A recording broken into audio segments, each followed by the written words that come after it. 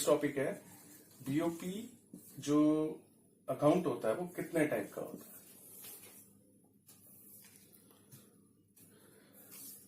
BOP account होता है, एक तो बैलेंस्ड बीओपी अकाउंट होता है, एक होता है सरप्लस बीओपी अकाउंट और एक होता है डेफिसिट। क्या क्या होता है, इसके नाम से ही लग रहा है। बैलेंस बीओपी अकाउंट कौन सा हुआ जिसमें जो रेस्ट ऑफ द वर्ड से रिसीट्स है और जो रेस्ट ऑफ द वर्ड को जो पेमेंट्स हैं वो सेम हो, बिल्कुल इक्वल हो, तो वो बैलेंस्ड बीओपी हो गया। सरप्लस बीओपी कौन सा, जिसमें रिसीट्स ज्यादा हो पेमेंट्स कम हो, तो वो सरप्लस बीओपी हो गया। और डेफिसिट बीओपी कौन सा, जिसमें रिसीट्स कम हो और पेमेंट्स ज्यादा हो, वो डेफिसिट बीओपी हो गया। नेक्स्ट टॉपिक है हमारा ऑटोनोमस आइटम्स और एक होती है अकोमोडेटिंग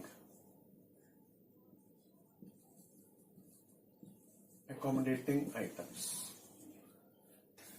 इनका मीनिंग समझो पहले। ऑटोनोमस आइटम्स मतलब कि जो एक कंट्री के लोग दूसरी कंट्री के लोगों के साथ जो बिजनेस करते हैं ऑटोनोमसली, यानी कि अपने आप बेरोक टोक, यानी कि यहाँ पे जितने भी बिजनेसमैन हैं वो बाहर से मंगाते हैं ना सामान, इंपोर्ट करते हैं फिर यहाँ बेचते हैं या एक्सपोर्ट करते हैं, तो ऑटोनोमसली यानी कि इसमें कोई किसी का इंटरफेयर नहीं होता है, लोग अपने आप करते हैं बिजनेस। लोग जो फ्रीली बिजनेस करते हैं, freely business by people of a country, ठीक है, तो वो है ऑटोनोमस आइटम्स। यानी कि जितना भी माल भेजा हमने, एक्सपोर्ट किया लोगों ने, जितना भी इंपोर्ट किया बिजनेसमैन ने, ठीक है, तो ये सब जो है ऑटोनोमस आइटम है। तो मैं आपसे पूछना चाहता हूं कि क्या एक्सपोर्ट और इंपोर्ट होगा, क्या बिल्कुल नाप तोल के बिल्कुल बराबर होगा? नहीं ना, क्योंकि करोड़ों लोग हैं एक्सपोर्ट करने वाले, करोड़ों लोग इंपोर्ट करने वाले हैं, तो एक दूसरे से पूछते थोड़ा ना देंगे तुमने कितना एक्सपोर्ट किया मैं उतना इंपोर्ट करूं, नहीं। तो ये हमेशा इम्बैलेंस रहेगा, है ना, पता नहीं एक्सपोर्ट कितना हो रहा है, पता नहीं इंपोर्ट कितना हो रहा है। तो मान लिया, लेकिन गवर्नमेंट को पता है, गवर्नमेंट के पास तो क्योंकि सारा डेटा होता है, गवर्नमेंट को पता है कि कितना इस साल एक्सपोर्ट हुआ है, कितना इस साल इंपोर्ट हुआ है। मान लिया गवर्नमेंट देखती है भी एक्सपोर्ट तो 1000 करोड़ का हुआ है, इंपोर्ट 800 करोड़ का हुआ है, यानी गवर्नमेंट को पता है हमारे 200 रुपए यानी कि हमने लोगों से लेने हैं, लोगों से मतलब बाहर की कंट्री से हमने 200 लेने हैं। तो गवर्नमेंट अब 200 लेने हैं ना, तो गवर्नमेंट क्या करेगी, उनसे 200 रुपए का लोन ले लेगी गवर्नमेंट। मतलब हमने 200 रुपए लोगों से लेने हैं, एक तरफ तो हम प्लस है, गवर्नमेंट ने लोन ले लिया 200 रुपए का, यानी कि हम माइनस हो गए। तो देखो प्लस और माइनस मिलाकर बैलेंस हो गया, है ना। एक और एग्जांपल लेता हूं मैं।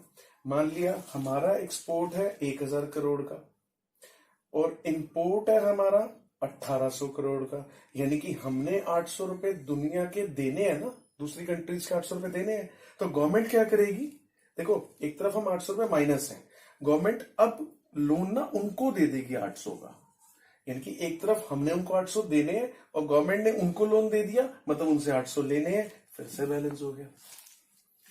तो अब आप इससे क्या समझे, ये जो फ्रीली बिजनेसमैन जो बिजनेस कर रहे हैं एक कंट्री में दूसरी कंट्री वालों के साथ जो फ्री बिजनेस हो रहा है, वो तो है ऑटोनोमस। ऑटोनोमस का मतलब ये कि खुद ब खुद अपने आप हो जाने वाली आइटम्स। तो यानी कि ये जो बिजनेस है ये ऑटोनोमस आइटम में आ गया, जो इंपोर्ट एक्सपोर्ट है, जो पीपल कर रहे हैं, पब्लिक कर रही है। और एकोमोडेटिंग आइटम्स कौन सी हुई, जो इसके इम्बैलेंस को, इसका जो इम्बैलेंस आएगा, जो इसका असंतुलन होगा, उसको ठीक करने के लिए जो गवर्नमेंट स्टेप्स लेती है ना, ये एकोमोडेटिंग आइटम्स जो गवर्नमेंट स्टेप्स लेती है, उन स्टेप्स को हम एकोमोडेटिंग आइटम कहते हैं। मतलब कि इस इम्बैलेंस को एकोमोडेट करने के लिए जो गवर्नमेंट के एक्शंस है वो है एकोमोडेटिंग आइटम्स, यानी कि लोन लेना, लोन देना, है ना। तो ये गवर्नमेंट की एकोमोडेटिंग। समझ में आ गया कि गवर्नमेंट ये ऐसा क्यों करती है, सिर्फ बैलेंस करने के लिए, कि अगर इधर पॉजिटिव हो रहा है तो गवर्नमेंट जानबूझ के इधर माइनस कर देगी, और अगर हम इधर माइनस है तो गवर्नमेंट जानबूझ के उधर प्लस कर देगी, ताकि उसको बैलेंस मेंटेन हो सके। इसीलिए मैंने पहले भी आपको कहा था कि बीओपी हमेशा बैलेंस हो जाता है, क्योंकि हम कोशिश ही ऐसी करते हैं, हम हमेशा ये चाहते हैं कि जितना हमने अगर उनसे लेना है उतना ही हमने उनको देना है, तो अपने ऑब्वियसली बैलेंस रहेगा। तो अब इसके अंदर हम डिफरेंस करते हैं। तो ये तो मीनिंग समझ में आ गया आपको, अब इसका डिफरेंस करते हैं। तो autonomous items are those international transactions, international economic transactions which are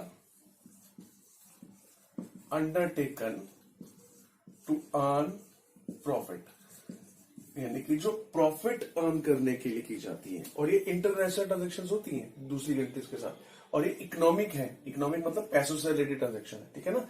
international economic transaction किस पर्पस के लिए? प्रॉफिट के लिए। तो ये हो गई ऑटोनोमस आइटम। अकोमोडेटिंग आइटम्स कौन सी हुई? Those transaction which are undertaken to cover surplus और डेफिसिट ऑफ ऑटोनोमस ट्रांजैक्शंस। समझ में आ गया? इनकी वो ट्रांजैक्शन है जो इसके सरप्लस और इसके डेफिसिट को कवर करने के लिए की जाती है, वो अकोमोडेटिंग आइटम्स हो गई। इनको हम अबव द लाइन आइटम्स भी बोलते हैं, अबव द लाइन। और इनको हम बिलो द लाइन ट्रांजैक्शंस भी बोलते हैं, बिलो द लाइन ट्रांजैक्शंस, ठीक है। और ये जो ट्रांजैक्शन है ये इंडिपेंडेंट है, कोई इंटरफेरेंस नहीं है। और ये जो ट्रांजैक्शन है इस पे डिपेंड है, ये जैसी भी ये ट्रांजैक्शन होगी उसके अकॉर्डिंग ही ये ट्रांजैक्शंस होंगी, यानी कि ये डिपेंडेंट ट्रांजैक्शन है टू बैलेंस बीओपी, ताकि बीओपी हमारा बैलेंस में रहे, ठीक है। तो ये इंडिपेंडेंट है, ये बीओपी को बैलेंस करने के लिए। तो ये फर्स्ट, सेकंड, थर्ड। अब फोर्थ पॉइंट पे आ जाते हैं। ये जो ट्रांजैक्शन है ये इफेक्ट करती है, effects capital and current account, यानी कि कैपिटल और करंट अकाउंट दोनों को इफेक्ट करती है ट्रांजैक्शन। क्योंकि बिजनेस मैन यानी कि जो लोग ट्रांजैक्शन करते हैं वो कैपिटल नेचर की, करंट नेचर की, कैसी भी हो सकती है बिजनेस के अंदर। लेकिन ये वाली जो अकोमोडेटिंग आइटम है ये सिर्फ कैपिटल अकाउंट को ही अफेक्ट करती है।